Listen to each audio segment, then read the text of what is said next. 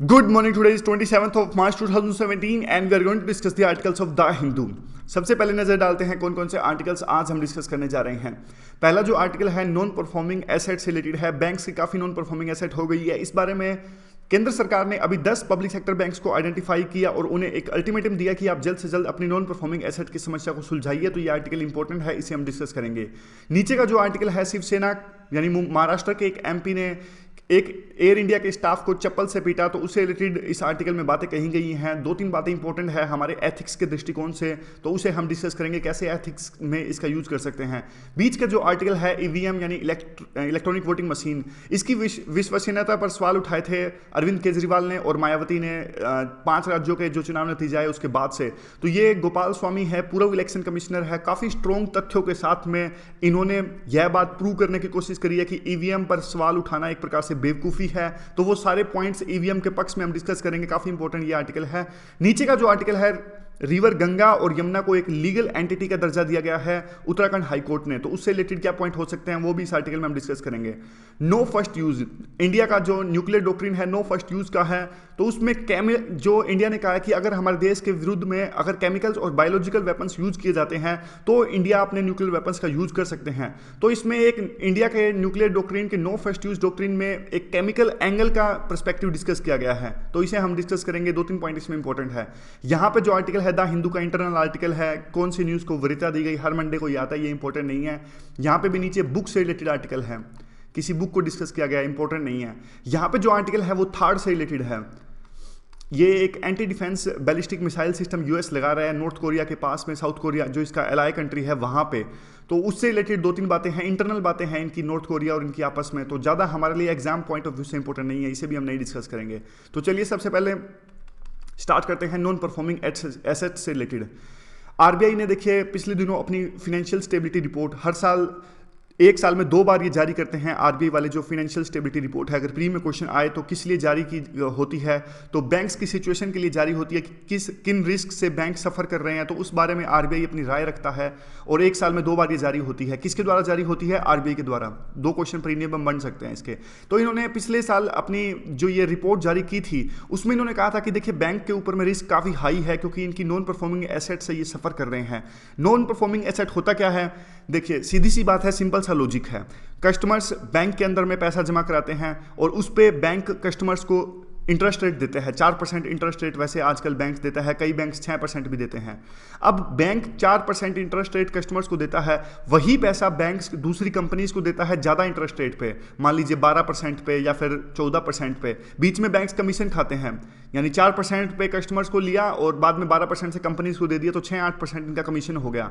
यानी जो loan banks दूसरी कंपनीज को देते हैं वो इनके एसेट हैं। अगर वो लोन वापस ना आए, यानी आप एग्जांपल लीजिए किंगफिशर का माल्या जैसी कंपनी है, कोई वो लेकर भाग गई, तो वो हुआ non performing asset. Technical definition की बात करें तो ये होता है कि 90 दिनों तक यानी 3 महीनों तक या तो कोई प्रिंसिपल जो लोन बैंक्स ने दूसरी कंपनीज को दिया था या तो उसका मूल अमाउंट है वो वापस नहीं आ रहा या फिर इंटरेस्ट रेट है वो नहीं आ रहा है, तो दोनों ही केसेस में ये नॉन परफॉर्मिंग एसेट हो जाएगा।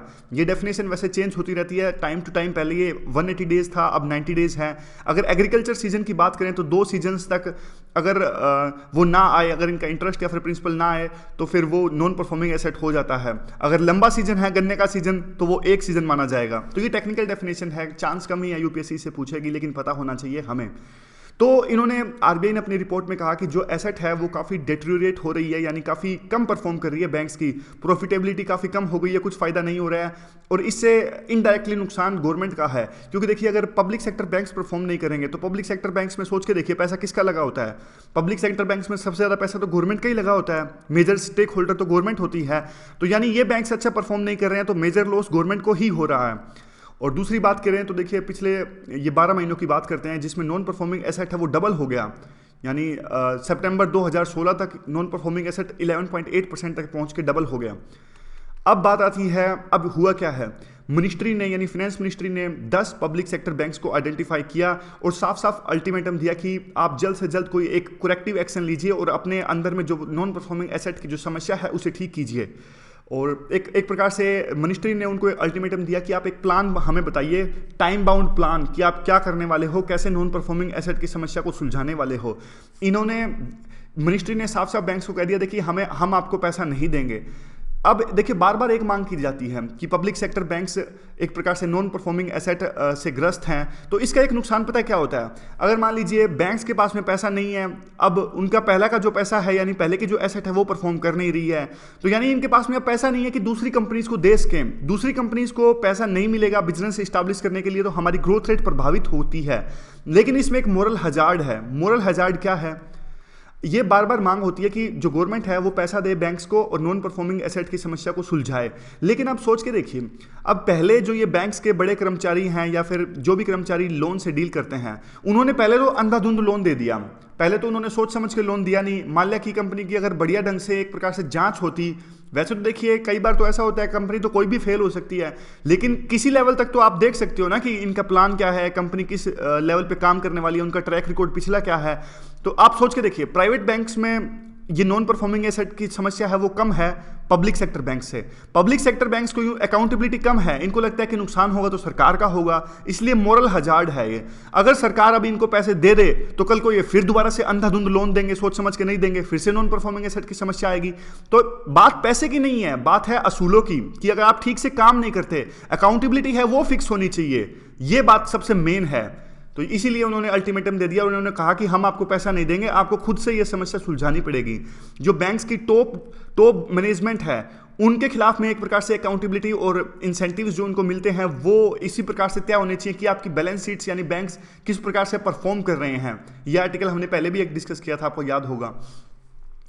तो बात यही है। उसके बाद में और कौन से पॉइंट्स आते हैं?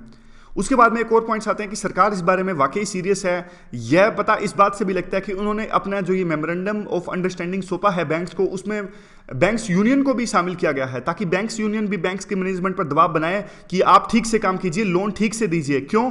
क्योंकि देखिए अगर बैंक्स ठीक से काम नहीं करेंगे तो बैंक फेल होंगे, बैंक्स फेल होंगे तो यूनियंस का जॉब लॉस होगा, यानी जो बैंक्स एम्प्लॉइज है उनका जॉब लॉस होगा, तो अल्टीमेटली फर्क यूनियंस पर पड़ेगा। इसीलिए यूनियंस को भी इस मेमोरेंडम में शामिल किया गया है, ताकि वो भी एक प्रकार से दबाव बनाए मैनेजमेंट के ऊपर कि आप ठीक से काम कीजिए। तो मेन सॉल्यूशन यही निकलता है कि देखिए सेंटर को सिंक्रोनाइजेशन में काम करना पड़ेगा, आरबीआई और बैंक्स दोनों के साथ में सिंक्रोनाइज करना पड़ेगा, कोऑर्डिनेट करना पड़ेगा चीज़ें, ताकि बैंक्स हमारे यहाँ अच्छे से परफॉर्म करें। क्योंकि एक प्रकार से ढांचा है, फंडामेंटल्स हैं हमारी इकोनॉमी के जो बैंक्स हैं, अगर बैंक्स अच्छे से परफॉर्म नहीं करेंगे, जो हमारी इकोनॉमी एक ठीक ठाक लेवल पर अभी पहुंची है, अच्छे से ग्रो कर रही है, वो ठीक नहीं परफॉर्म करेगी। एक जो इशू यहाँ पे आता है वो आता है हेयर कट्स का। ये हेयर कट क्या होता है? ये हेयर कट वो नहीं, कटिंग नहीं जो नाई करता है। हेयर कट का मतलब है कि, अब छोटा सा एग्जांपल देता हूं, मान लीजिए किसी कंपनी ने लोन लेने के लिए एक कोलेटरल रखा। कोलेटरल क्या चीज़ होती है? कोलेटरल होता है ये कोई चीज़ गिरवी रख देना बैंक्स के पास में। बैंक्स के पास में मान लीजिए मुझे चाहिए 1 लाख का लोन चाहिए, तो मैंने क्या किया, मैंने अपनी यूपीएससी की किताबें हैं वो गिरवी रख दी बैंक्स के पास में और कहा कि देखिए मुझे आप लोन दीजिए, मुझे किताबें मैं आपकी गिरवी रख देता हूँ। लेकिन जब बाद में मैं इनका लोन नहीं चुका पाया 1 लाख का, तो बैंक्स क्या सोचेंगे? बैंक ये देखेंगे कि हाँ भाई इस बंदे ने गिरवी क्या रखा था, गिरवी रखा था मैंने किताबें। अब बाद में उन्होंने हिसाब लगाया तो किताबें हैं सिर्फ 20-25 हज़ार की बैठी, लोन लिया था इस बंदे ने 1 लाख का। तो कहने का मतलब ये है कि जब कोलेटरल जो चीज़ गिरवी रखी थी वही कम बैठ रही है, उसको बेचकर भी अगर लोन का अमाउंट पूरा नहीं हो पा रहा है तो क्या करें? तो फिर एक सोल्यूशन ये होता है कि जो राइट डाउन कर दो, यानी जो डेट है उसको माफ़ कर दो, राइट डाउन कर दो। क्योंकि जो बंदा फेल ही हो चुका है, जो लोन दे ही नहीं पा रहा, इवन उसकी जो गिरवी रखी हुई चीज़ है वो भी नहीं चुका पा रहा है बेच के भी, तो फिर खामखा की जो बैलेंस शीट्स है उसको घसीटने से क्या फ़ायदा? इससे अच्छा था उनका राइट डाउन कर दो। राइट डाउन का मतलब है बैलेंस शीट से उसका जो ये ट्रांजैक्शन है, जिस बंदे ने लोन लिया था वो नहीं दे पा रहा है, उसकी ट्रांजैक्शन हटा दो, ये बात है। तो अब ये आर्टिकल के लास्ट में ये कहते हैं कि जो पब्लिक सेक्टर मैनेजमेंट है उनको एम्पावर, उनका सशक्तिकरण करने की आवश्यकता है, ताकि वो हेयर कट कर सकें। यानी जो फर्क है, यानी वैल्यू ऑफ डेट में फर्क है, चीज बेच के भी, कोलेटरल वाली गिरवी वाली बेच के भी, उसको राइट डाउन कर दिया जाए। वे फॉरवर्ड में क्या आता है? वे फॉरवर्ड में आता है कि देखिए 3 साल का टाइम दिया गया है इनको कि आप अपने जो नॉन परफॉर्मिंग एसेट की समस्या को बिल्कुल ठीक कीजिए। यह इसलिए भी काबिल गौर है क्योंकि 3 साल के अंदर यानी 2019 31 मार्च तक हमें बेसल 3 नॉर्म्स हैं कैपिटल रेगुलेशंस के, वो भी फुलफिल करने हैं। ये बेसल 3 नॉर्म्स क्या होते हैं? सिंपल सा फंडा है, ज़्यादा डिटेल में जाने की आवश्यकता नहीं है। बेसल एक सिटी है स्विट्जरलैंड में, आपस में सेंट्रल बैंक्स ने मिलकर एक चीज़ डिसाइड किया कि इतना पैसा बैंक्स अपने पास में रखेंगे ताकि कल को फेल भी हो जाएं तो इतना पैसा होना चाहिए। फेल होने का मतलब फेल होने की कगार पे आ भी जाएं तो भी इतना पैसा होना चाहिए कि फेल ना हो एटलीस्ट, मतलब स्टेबिलिटी लाने के लिए ये थे बेसल 3 नॉर्म्स। वैसे टेक्निकल डेफिनेशंस की बात करें तो ये है, it is global regulatory standard जिसमें एक बैंक कैपिटल एडुकेसी की टेक्निकल डेफिनेशन तो थोड़ी अजीब है, लेकिन मैं आपको सिंपल बताऊं तो यही है कि कुछ ना कुछ कैपिटल एडुकेट अमाउंट में बैंक्स अपने पास में रखता है ताकि बैंक फेल ना हो। इस चीज़ को कहते हैं कैपिटल एडुकेसी। वैसे इसकी टेक्निकल डेफिनेशन अलग है। स्ट्रेस टेस्टिंग और मार्केट लिक्विडिटी रिस्क, ये सारी चीज़ें हैं, ये बेसल 3 नॉर्म्स हैं। इस पर क्वेश्चन भी आया था, ये देखिए, ये यूपीएससी के 2015 में इस पर क्वेश्चन आया था, लेकिन बहुत सिंपल। कई बार क्या होता है कि मुश्किल चीज़ों में ध्यान देते रहते हैं हम। अब बेसल 3 के अंदर पढ़ लेंगे काफ़ी डिटेल से, लेकिन क्वेश्चन आता है कितना सिंपल। ये 2015 का क्वेश्चन है। 4 ऑप्शंस थे, बेसल 3 के बारे में पूछा था। पहला था कि बायोडाइवर्सिटी को बचाने के लिए, बायोलॉजिकल डाइवर्सिटी। दूसरा ऑप्शन ये था कि बैंकिंग सेक्टर की एबिलिटी को इन्हेंस करने के लिए ताकि वो इकोनॉमिक स्ट्रेस और रिस्क मैनेजमेंट उनमें ज़्यादा आ जाए, ये ऑप्शन था। मतलब जाहिर है, ऑब्वियस है, सेकंड ऑप्शन ही सही है। बाकी भी सिंपल से ऑप्शंस हैं। तो काफ़ी सिंपल क्वेश्चन पेपर आता है हमारा, लेकिन कई बार क्या होता है, स्ट्रेस ज़्यादा हो जाता है पेपर में। स्ट्रेस हैंडल नहीं कर पाने के कारण सिंपल क्वेश्चंस भी गलत हो जाते हैं। तो इसलिए ज़्यादा से ज़्यादा मॉक ट्राई कीजिएगा। मॉक टेस्ट जितने भी हो सकें बहुत ज़्यादा ट्राई कीजिएगा। काफ़ी फ़ायदे होते हैं मॉक ट्राई करने के। एक तो आर्ट डेवलप हो जाती है कि जल्दी अगर 1-2 ऑप्शंस हमें पता है तो भी क्वेश्चंस को कैसे सोल्व किया जाए, ये चीज़ कोई ना सिखा नहीं सकता। ये जब हम खुद ही अपनी गलती कर करके बार सीखते हैं तो डेवलप होती है।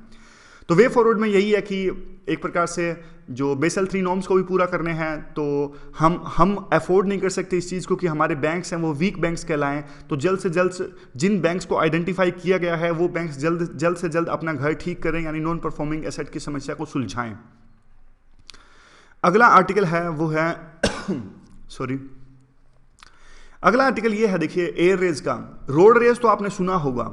रोड रेस ये होता है जब सड़क पे चलते हुए 2 ड्राइवर आपस में लड़ पड़ते हैं किसी बात को लेके, वो तो हमने काफ़ी सुना है। एयर रेस ये होता है कि जब किसी पैसेंजर की या फिर जो एयरलाइंस के स्टाफ की आपस में लड़ाई या फिर आपस में कहासुनी हो जाती है, उस चीज़ को कहते हैं एयर रेस। तो वैसे तो प्रॉपर गाइडलाइंस हैं, एयरलाइंस ने जारी की गई हैं। अगर कोई बंदा डिसरप्ट करता है एयरलाइन की वर्किंग को या फिर कुछ अलग अब्यूज़ करता है किसी एयरलाइन के ऑफिशियल्स को, तो क्या किया जाए उस केस में, सारी जो चीज़ें हैं प्रॉपर गाइडलाइंस पहले से दी गई हैं। क्या पनिशमेंट का प्रावधान इस चीज़ में हो सकता है। लेकिन फिर भी जो इस प्रकार का बिहेवियर करते हैं, रूड बिहेवियर करते हैं या फिर एब्यूजिंग बिहेवियर करते हैं, उनके खिलाफ में कई बार कार्रवाई नहीं होती क्योंकि वो बहुत ज़्यादा पावरफुल लोग होते हैं। तो अभी एग्जाम्पल दिया गया है, उदाहरण दिया गया है महाराष्ट्र के एक एमपी रविंद्र गायकवाड़ का। महाराष्ट्र के रविंद्र गायकवाड़ जो कि एक मेंबर ऑफ पार्लियामेंट है उस्मानाबाद सीट से, इन्होंने क्या किया, इनको एयर इंडिया ने सीट नहीं दी थी बिजनेस सेक्शन में, इनको सीट दी गई थी इकोनॉमिक सेक्शन में। तो इन्होंने एयर इंडिया ने ये एक्सक्यूज़ दिया था कि देखिए उस पूरे विमान में बिजनेस सेक्शन है ही नहीं, ये पूरा का पूरा जो विमान है जिसमें ये यात्रा कर रहे थे वो सिर्फ इकोनॉमिक सेक्शन का है। और एयर इंडिया का दावा है कि उन्होंने पहले से सूचित किया था महाराष्ट्र के एमपी रविंद्र गायकवाड़ को, फिर भी उन्होंने यहाँ पर पहुँच के अब्यूज़ करना स्टार्ट किया और एयर इंडिया के एक स्टाफ को चप्पल से पीटा। तो इस प्रकार की बात थी। एथिक्स में ये इसलिए आ सकता है क्योंकि देखिए कई बार ऐसी सिचुएशन हो जाती है, हमसे अगर पूछा जाता है कि आप ऐसी सिचुएशन में क्या करोगे, तो ऐसा तो नहीं है कि बिल्कुल यही केस देंगे, लेकिन कुछ ना कुछ हमें पता होना चाहिए कि ऐसी सिचुएशन में क्या किया जाए, किस प्रकार से बिहेव किया जाए। अगर कोई हमें अब्यूज़ करने लगे एज ए सरकारी कर्मचारी, एज ए ब्यूरोक्रेट, अगर पॉलिटिशियन हमें इस प्रकार से बिहेव करने लगे, केस स्टडी आती है, कई बार आती है ऐसे, तो किस प्रकार से हमें बिहेव करना चाहिए। तो सिंपल वही चीज़ें होती हैं कि पहले कन्विंस करने की कोशिश करेंगे, फिर सिक्योरिटी का यूज़ करेंगे, अगर अब्यूज़ करने लगते हैं तो प्रॉपर अपनी शिकायत देंगे, सीनियर्स को बताएंगे। ये सारे नॉर्म्स हैं। ज़्यादा से ज़्यादा जितने इस प्रकार के जो केस हैं आप खुद सोच के देखोगे, ब्रेनस्टॉर्मिंग करोगे कि क्या करना चाहिए इन केसेस में, क्या हो सकता है, क्या प्रावधान है प्रॉपर, तो उतनी केस स्टडी हमारी रिफाइन होती जाएगी। आगे से आगे जब भी आएगा तो हम पूरे प्रॉपर आंसर्स के साथ इसे डिस्कस करने की कोशिश करेंगे। तो वैसे तो देखिए इन्होंने 1937 की जो गाइडलाइंस हैं उसमें एक, जैसा हमने अभी डिस्कस किया कि रूल्स हैं प्रॉपर कि किस प्रकार से डिसरप्टिव बिहेवियर को जवाब दिया जाए। लेकिन इस बार इस केस में जो एयरलाइंस हैं उन्होंने एक नई चीज़ की। उन्होंने क्या किया, उन्होंने जो एमपी थे शिवसेना के उनको नो फ्लाई लिस्ट में डाल दिया और कहा कि कोई भी एयरलाइन उनको अभी टिकट नहीं देगी। तो एक प्रकार से ये भी एक अच्छा टूल साबित हो सकता है डेटरेंस क्रिएट करने के लिए, आगे से कोई इस प्रकार से अब्यूज़ ना करें। क्योंकि देखिए बात यह कि ये पहला केस नहीं है, पहले भी काफ़ी तरह के, अब पिछले कुछ दिनों 2015 की बात है, बिहार के एक एमएलए हैं पप्पू यादव, उन पे आरोप लगे थे कि उन्होंने वुमेन कैबिन क्रू मेंबर्स पे एक प्रकार से वहाँ पे मिसबिहेवियर के आरोप इन पे लगे थे पप्पू यादव पे। नवंबर 2015 में वाईएसआर कांग्रेस पार्टी के एक एमपी हैं मिथुन रेड्डी, इन पे भी आरोप लगा था कि इन्होंने एयर इंडिया के एक स्टेशन मैनेजर को एलिजिबली असोल्ट किया। तो ये देखिए ये चीज़ें बार बार होती रहती हैं। काइंड ऑफ जो हमारे वीआईपीज हैं, एमएलए एमपीज हैं, वो अपने आप को ज़्यादा एक प्रकार से इंटाइटल्ड समझते हैं और इसी इंटाइटल्ड के यानी पावर के नशे में आकर वो एब्यूज़ करने लगते हैं एम्प्लॉइज़ को, या फिर अपना हक जमाना चाहते हैं कि देखिए हम बहुत बड़ी चीज़ हैं, आप हमको सीट दीजिए। इसी प्रकार से पावर के नशे में ये बार बार चीज़ें सामने आती हैं। वे फॉरवर्ड में यही है कि जो बाद में उन्होंने इससे भी ज़्यादा उन्होंने अपने एमपी थे जो रविंद्र गायकवाड़, उन्होंने अपने बिहेवियर को एक प्रकार से जस्टिफाई भी किया मीडिया के सामने कि जो मैंने किया बिल्कुल सही था क्योंकि मेरे साथ बदतमीजी की गई थी। तो और कुछ नहीं, बस एथिक्स में थोड़ा सा इसका यूज़ हो सकता है। अगला जो आर्टिकल है काफ़ी इंपॉर्टेंट, इसके पॉइंट्स हैं। पूर्व इलेक्शन कमिश्नर गोपालास्वामी के द्वारा ये आर्टिकल लिखा गया है। ईवीएम की विश्वसनीयता पर सवाल उठाए अरविंद केजरीवाल ने इलेक्शन हारने के बाद में और कहा कि हम हारे नहीं हैं, हमें हराया गया है, ईवीएम में धांधलेबाजी हुई है और हमारा वोट शेयर बीजेपी को ट्रांसफर हुआ है, अकाली दल को ट्रांसफर हुआ है, ऐसी बात अरविंद केजरीवाल ने कही। और इसी तरह की बातें कही मायावती ने। तो उसके बाद में काफ़ी लोगों ने एक प्रकार से जवाब पक्ष और प्रतिपक्ष में दोनों तरह से पॉइंट देखने को मिले ईवीएम के पक्ष में। लेकिन इस आर्टिकल में बताया गया है एन गोपालास्वामी के द्वारा में कि जो ईवीएम है बिल्कुल फुल प्रूफ है और रिलायबल है, किसी भी तरह की इसमें छेड़छाड़ नहीं हो सकती। और जो लोग ईवीएम को गलत बता रहे हैं वो अपने इलेक्शन हारने की फ्रस्ट्रेशन ईवीएम पर जाहिर कर रहे हैं, लेकिन इसमें ईवीएम का दोष नहीं है और अपना ही कुछ दोष है। तो बात यह है कि देखिए ईवीएम की अगर बात करें तो कितने फुल प्रूफ मैकेनिज्म है सिलसिलेवार वाइज ढंग से इस आर्टिकल में डिस्कस किए गए हैं। सबसे पहली बात यह है, पॉइंट्स याद कीजिएगा पॉइंट फॉर्म में। पहला पॉइंट यह है ईवीएम के पक्ष में कि कोई किसी तरह का नेटवर्क है ही नहीं। देखिए पहले एक यूएस के एक साइंटिस्ट ने दावा किया था कि मैं घर बैठे ईवीएम में छेड़छाड़ कर सकता हूं। बिल्कुल एक प्रकार से कुछ दावे में दम ही नहीं था, कुछ सब्सटेंस नहीं था, क्योंकि ईवीएम एक प्रकार से नेटवर्क डिवाइस है ही नहीं। ईवीएम से कोई कॉन्टैक्ट कर ही नहीं सकता। नेटवर्किंग के लिए बहुत सारी जो चीज़ें जरूरत होती हैं वो ईवीएम में है ही नहीं।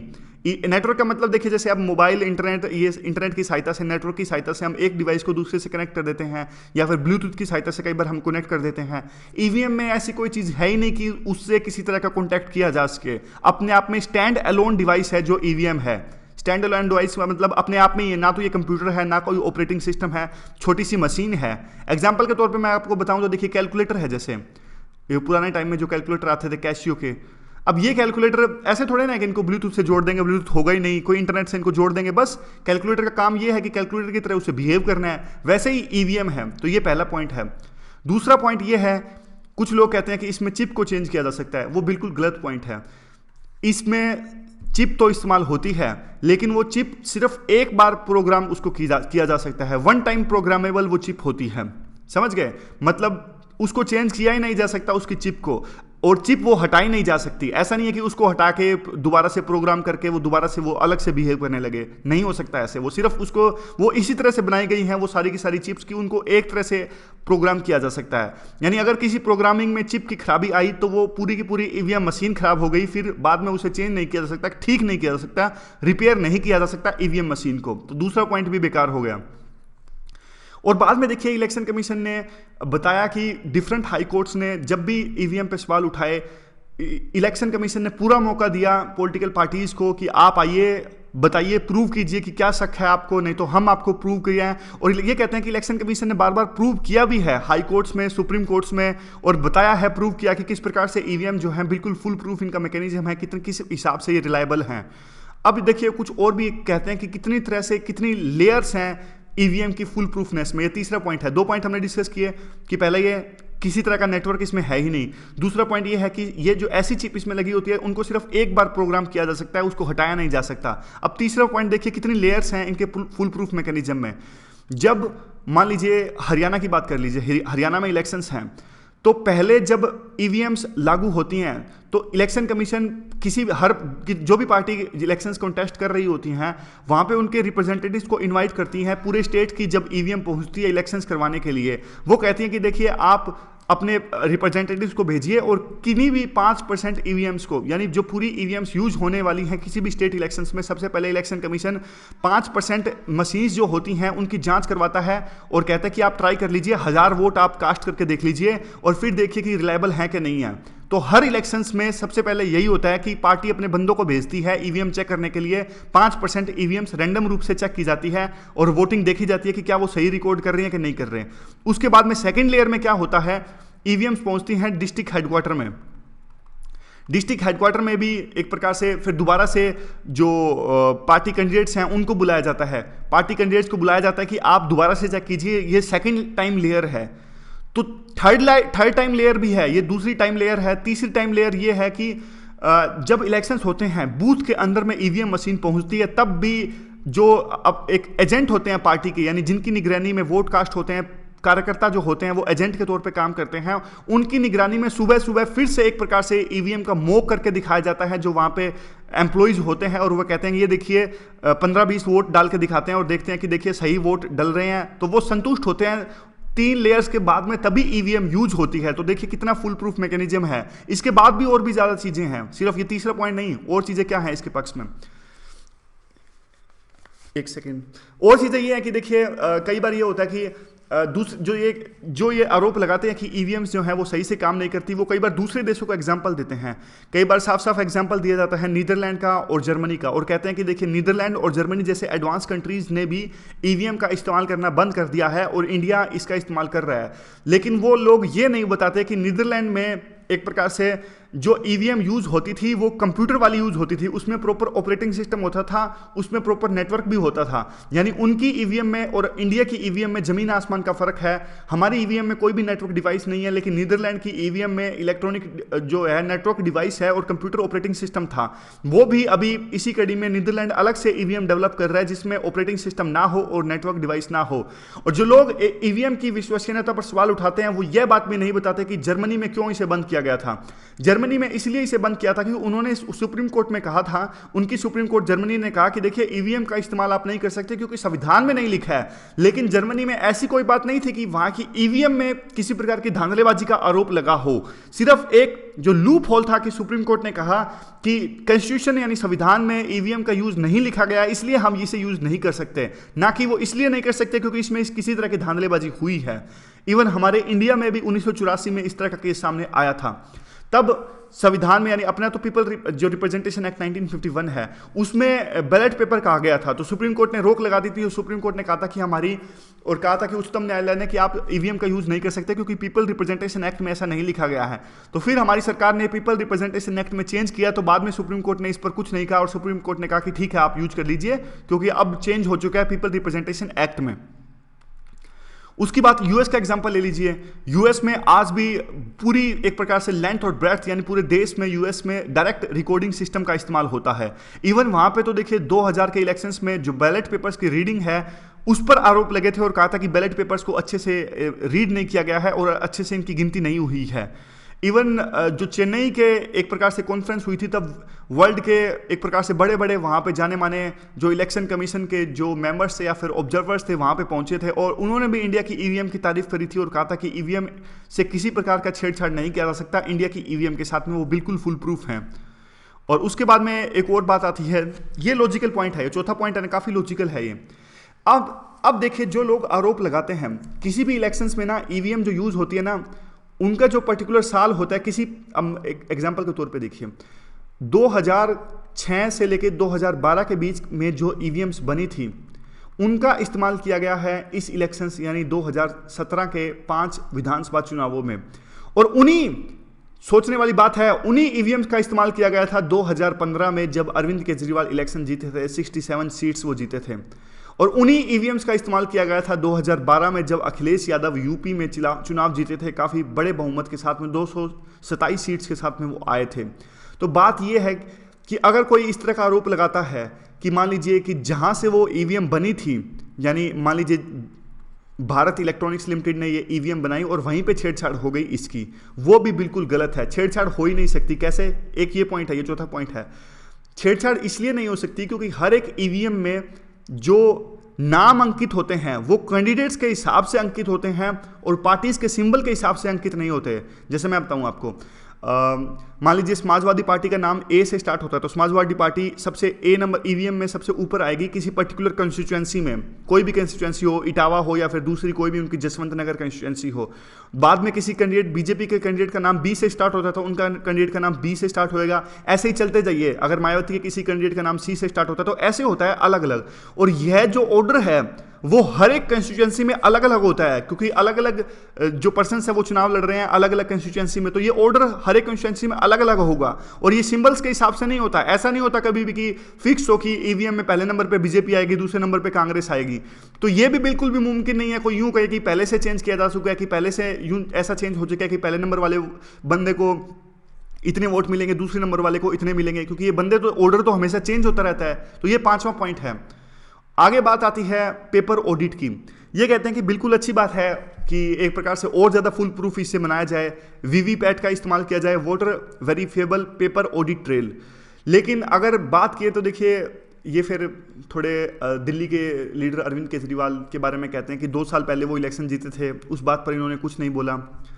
जिन्होंने आर्टिकल लिखा वो बात कर रहे हैं। हम वैसे आंसर्स में साफ साफ नहीं लिख सकते किसी भी लीडर के बारे में। हम ना मायावती का नाम ले सकते हैं, ना अरविंद केजरीवाल का नाम ले सकते हैं, लेकिन ये जो पॉइंट्स हैं वो पॉइंट्स काफ़ी इंपॉर्टेंट है। ये पॉइंट्स हम लिख सकते हैं बिल्कुल बढ़िया ढंग से सबस्टांस के साथ में। वे फॉरवर्ड क्या है? वे फॉरवर्ड में तो सिंपल सी बात ये कहते हैं कि देखिए, जब भी कोई पार्टी इलेक्शंस हारती है तो वो 3 चीज़ों को दोषी ठहरा सकती है। एक, वोटर को, लेकिन वोटर को कोई भी पार्टी जिम्मेदार ठहराती नहीं है, क्योंकि अगर वोटर को जिम्मेदार ठहरा दिया जाए तो उनको वोटर के वोट कभी फ्यूचर में भी नहीं मिलेंगे। दूसरी बात होती है लीडरशिप की। लीडरशिप को भी आज के टाइम में कोई जिम्मेदार ठहराता नहीं है, क्योंकि सारे एक प्रकार से काइंड ऑफ, अगर बिल्कुल सिंपल और कड़वी बात है कि चापलूसी का टाइम है आजकल। लीडर को कौन नाराज करना चाहेगा? किसमें हिम्मत है कि कोई अब अरविंद केजरीवाल की पार्टी में अरविंद केजरीवाल पर आरोप लगा सके। तीसरी बात आती है कि बचा क्या है, तीसरे नंबर पे आता है ईवीएम। तो इसी को दोष देने लगते हैं सारे के सारे जब लोग इलेक्शंस हारते हैं। तो बस ये आर्टिकल था ईवीएम के बारे में। एक सेकेंड, ये क्या है? हाँ ठीक है। तो अब देखिए अगला आर्टिकल है, ये गंगा और यमुना के बारे में है। एक डिसीजन लिया गया उत्तराखंड हाईकोर्ट के द्वारा में, उन्होंने यमुना और गंगा को लीगल एंटिटी का दर्जा दिया।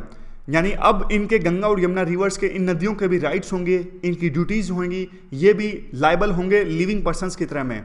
हमारे कोर्ट ने पहले भी, इससे पहले भी मंदिरों को, रिलीजियस बुक्स को यानी गीता को और कॉरपोरेशंस को भी लीगल एंटिटीज का दर्जा दिया है। लेकिन ऐसा ये पहली बार है कि किसी नेचुरल एनवायरनमेंट को इस तरह का दर्जा दिया गया हो। और ये देखिए 2 रिवर्स को नहीं, बात सिर्फ 2 रिवर्स की नहीं है, उनकी ट्रिब्यूटरीज भी, गंगा की ट्रिब्यूटरीज इतनी सारी हैं। आप बताइए कौन कौन सी ट्रिब्यूटरीज है गंगा की? क्वेश्चन इसी बारे में आते हैं। अब यूपीएससी काफ़ी स्मार्ट है। यूपीएससी किस तरह से क्वेश्चन पूछती है, गंगा की जो ट्रिब्यूटरीज हैं उनको लेफ्ट टू राइट लगाइए। और इवन कई सारी गंगा है हमारे देश में, गोदावरी के नीचे ट्रिब्यूटरीज भी हैं, वीन गंगा, पेन गंगा, पेंच गंगा, इस तरह से। तो ये सारे ऊपर गंगा की ट्रिब्यूटरी भी है एक राम गंगा, जो कॉर्बेट नेशनल पार्क से गुजरती है, इस प्रकार से। तो कई बार यूँ क्वेश्चन आ जाता है, इतनी सारी गंगा को नॉर्थ से ईस्ट में लगाइए, नॉर्थ टू साउथ लगाइए कि कौन से, राम गंगा सबसे ऊपर आती है, फिर गंगा आती है, फिर नीचे साउथ में वेन गंगा, पेंच गंगा ये आती है। तो यूपीएससी आजकल इस तरह से क्वेश्चन पूछती है।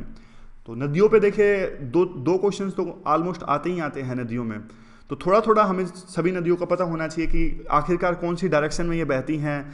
ये इनके सोर्स वगैरह याद रखने की जरूरत नहीं है, सोर्स पे आजकल क्वेश्चन नहीं आते कि कौन सी नदी कहाँ से निकलती है। एक मैप बना के कौन सी किस डायरेक्शन में जाती है, कौन सी किसकी ट्रिब्यूटरी है, ये थोड़ा सा हम देख लें। लेकिन कहाँ पे ये गोड्स बनाती है, कहाँ से निकलती है, ये इतना ज़्यादा बिल्कुल डिटेल्स में हमें रटने की आवश्यकता है नहीं। पढ़ने में थोड़ी तो स्मार्टनेस चाहिए, फिर चीज़ें जल्दी कवर हो जाती हैं। एटलीस्ट हमें पता होना चाहिए कि कौन सी चीज़ इंपॉर्टेंट है, कौन सी चीज़ इंपॉर्टेंट नहीं है। आगे क्या देखिए, ट्रिब्यूटरीज को भी लीगल एंटिटी का दर्जा दिया गया है। अब बात यूं है कि आखिर ऐसा क्यों किया गया? 2 बातें इसमें काबिल गौर हैं। कौन कौन सी 2 बातें? 2 इश्यूज हैं। देखिए, पहले उत्तराखंड हाईकोर्ट ने कहा, एक प्रकार से आदेश दिया कि जितनी भी इलीगल कंस्ट्रक्शंस हैं उनको गंगा के बेल्ट से हटा दिया जाए। दूसरा ऐसा आदेश दिया था इनकी हाईकोर्ट ने, उत्तराखंड हाईकोर्ट ने, कि जो डिवीजन का यानी वाटर का डिवीजन है उत्तराखंड और यूपी में वो ठीक से किया जाए, ऐसा आदेश दिया था उत्तराखंड हाईकोर्ट ने।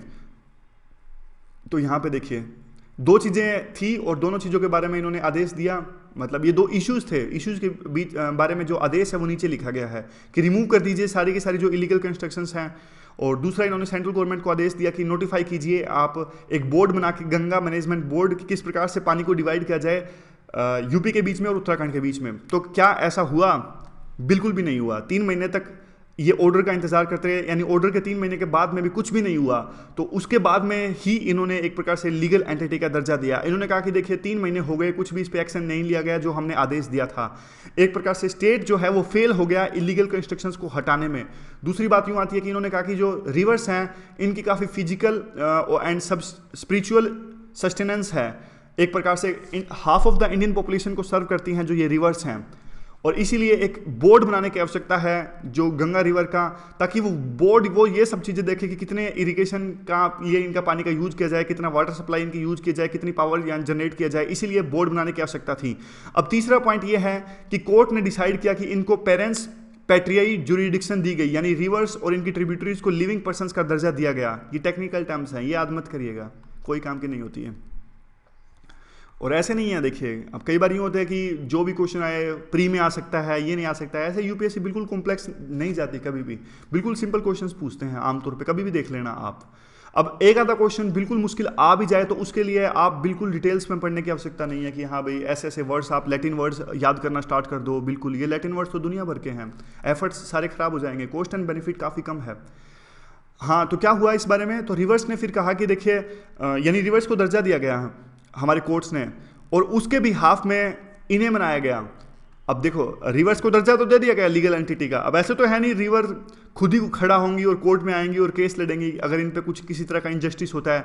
तो उनके भी हाथ से कोर्ट ने कहा कि डायरेक्टर जो है नमामि गंगा, यानी चीफ सेक्रेटरी हैं उत्तराखंड के और जो एडवोकेट जनरल है उत्तराखंड के, इन सबको अपॉइंट कर दिया। ये है लोको पेरेंटिसिस, यानी ये रिवर के बिहाफ में काम करेंगे, यानी रिवर को, नदी को, गंगा नदी को जिस भी चीज़ की आवश्यकता होगी उनके हिसाब से ये लड़ेंगे। ये अकाउंटेबल हैं ये लोग, जो सारे के सारे डायरेक्टर नमामि गंगा के, चीफ सेक्रेटरी उत्तराखंड के और एडवोकेट जनरल उत्तराखंड के।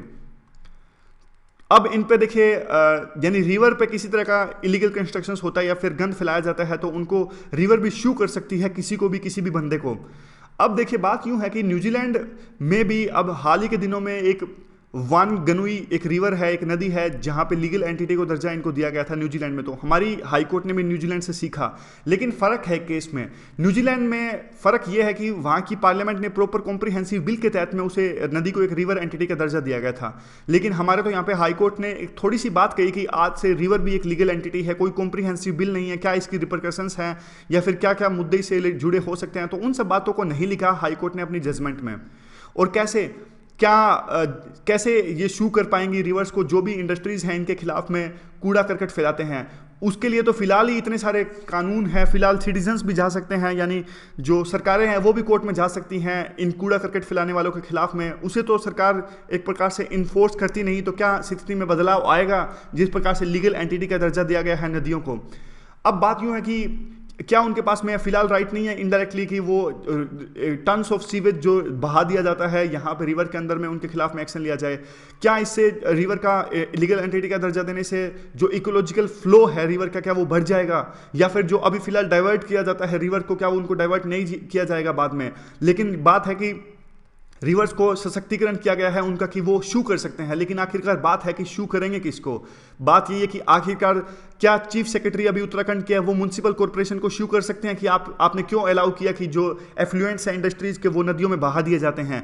या फिर जो डायरेक्टर हैं नमामि गंगा के वो सेंट्रल गवर्नमेंट को शू कर सकते हैं कि आपने क्यों एक प्रकार से अलाउ किया कि हाइड्रो इलेक्ट्रिकल जो पावर प्लांट है, यानी जो प्रोजेक्ट है वो वहाँ पर इस्टेब्लिश किया जाए रिवर्स को? या फिर जो स्टेट गवर्नमेंट्स हैं रिपेरियन, यानी वो भी उनके पास उनका रोल कम हो जाएगा इस प्रकार से, क्योंकि अब जो ये जिम्मेदारी है किसी और को दे दी गई है। तो ये पॉइंट्स हैं, एक प्रकार से रेट्रिक है, ऐसे में इस तरह के पॉइंट्स का यूज हो सकता है। आंसर्स में तो इस प्रकार के जीएस के आंसर्स में इस तरह के पॉइंट्स का यूज नहीं हो सकता, लेकिन ऐसे में काफ़ी अच्छे मार्क्स मिलते हैं। इस प्रकार से हम क्वेश्चंस रेज करें, क्या ये होगा, क्या ये होगा, क्या ये होगा, बार बार अगर इस तरह के क्वेश्चंस रेज करें तो एग्जामिनर को भी पढ़ने में अच्छा लगता है। इंटरेक्टिव हमारा ऐसे बनता है इनको इस तरह के क्वेश्चन से। वे फॉरवर्ड में क्या होता है? वे फॉरवर्ड में बात यूँ है कि सिंपल देखिए, एक फ़ायदा बस इससे होगा कि अब पहले जो लोग यूं कह दिया करते थे कि देखिए हमारी जिम्मेदारी नहीं है, अब 3-4 लोगों की जिम्मेदारी लगाई है हाई कोर्ट ने, जैसे नमामि गंगा के डायरेक्टर हैं, उत्तराखंड के चीफ सेक्रेटरी हैं, उत्तराखंड के एडवोकेट जनरल है। अब वो यूं नहीं कह सकते कि हमारी जिम्मेदारी नहीं है, अब उनकी जिम्मेदारी हो गई है इस पूरे केस में। बस एक यही फायदा होगा इस पूरी जजमेंट का। आगे देखिए एक आर्टिकल है इंडिया का, no first use nuclear doctrine. India का ये डॉक्ट्राइन ये कहता है कि देखिए पहले हम न्यूक्लियर वेपन्स इस्तेमाल नहीं करेंगे, लेकिन हमारे खिलाफ में अगर न्यूक्लियर वेपन्स इस्तेमाल होता है तो फिर हम नहीं छोड़ेंगे। इस तरह का हमारा न्यूक्लियर डॉक्ट्रिन है। और इंडिया ये भी कहता है कि जिस देश के पास में न्यूक्लियर वेपन्स नहीं है उस देश के खिलाफ में हम न्यूक्लियर वेपन्स कभी इस्तेमाल नहीं करेंगे। लेकिन बाद में इंडिया ने इसमें थोड़ा सा चेंज किया था और इंडिया ने कहा था कि अगर हमारे खिलाफ में केमिकल्स या फिर बायोलॉजिकल अटैक होता है या फिर इन वेपन्स का इस्तेमाल हमारे खिलाफ में होता है, तब हम अपने न्यूक्लियर वेपन्स इस्तेमाल कर सकते हैं। तो बार बार यह कोशिश होती है, बार बार यह कहा जाता है कि इंडिया अपने न्यूक्लियर डॉक्ट्रिन्स को एक प्रकार से बदले और रिकंसिडर करें। और कई तरह की बातें ये भी उठती है कि क्या इंडिया की इंटेंशंस पर भी सवाल उठते हैं कई बार, क्या इंडिया अपने नो फर्स्ट यूज़ को एक प्रकार से रख पाएगा, होल्ड कर पाएगा। और कई बार तो ऐसा भी कहा जाता है कि इंटेंशंस भी, क्या इंडिया सक्षम है कि सेकेंड रिटालिएशन, अगर इंडिया के खिलाफ में न्यूक्लियर वेपन्स का इस्तेमाल होता है तो क्या इंडिया प्रॉपरली रिटालिएट कर सकता है। तो हर तरह की बातें होती हैं और नो फर्स्ट यूज को चेंज करने की बातें होती हैं।